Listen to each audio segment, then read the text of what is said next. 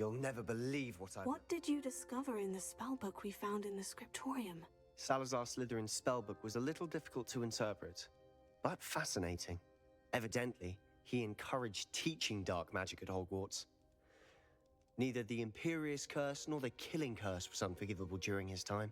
He believed students should be prepared to use dark magic when necessary, not to fear it. That's why we had to use Crucio to gain access to the scriptorium. He didn't want his knowledge shared with anyone who was afraid of the power of dark magic.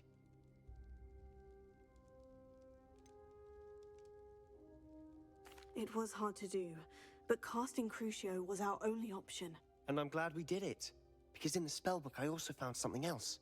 References to a lost relic, which, from what I can tell, grants the holder the power to reverse dark magic curses. And you think this relic might be able to save Anne? Precisely. I plan to search for this relic, but I don't think we should tell anyone. Especially Ominis. He wouldn't understand.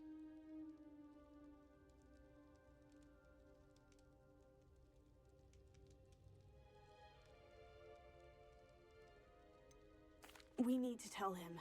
He's the reason we found the book, and he deserves to know what you've learned. You've seen how he frets about the dark arts.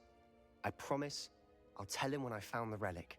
When I know more, I shall send an owl. And don't feel sorry for Ominis. Keeping this to ourselves for now is for his own good. I'll decide what's for my own good. Ominis, we were just about to get some air. Care to join? You're a liar, Sebastian. I heard everything. You swore you'd never engage in anything to do with dark magic again. No, I didn't. I said I understood you wanting that. I'd never swear to give up on finding a cure for Anne. You don't know when to stop, do you? I know when not to stop. Leave this alone, Ominis. I'll be on my way.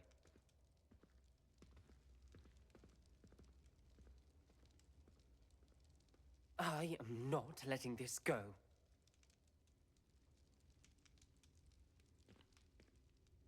Ominis, Sebastian meant well. I appreciate you telling Sebastian not to keep this from me, but going after that relic is not a good idea.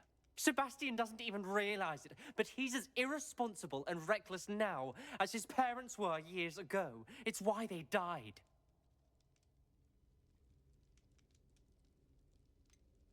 I knew his parents died, but I never heard what happened. Mr. and Mrs. Sallow were professors. Spent nearly every waking moment in the cellar library. Noses buried in books. Anne and Sebastian were upstairs when it happened.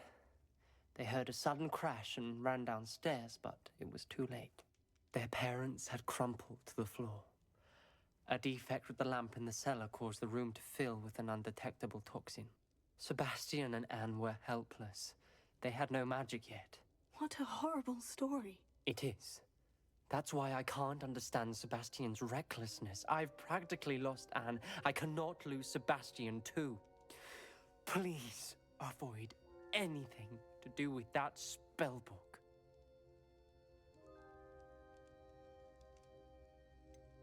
Some references Sebastian mentioned in the book do worry me. I'm glad you understand. I hope Sebastian pursues this no further. But if you think he might, please let me know. It would mean a lot.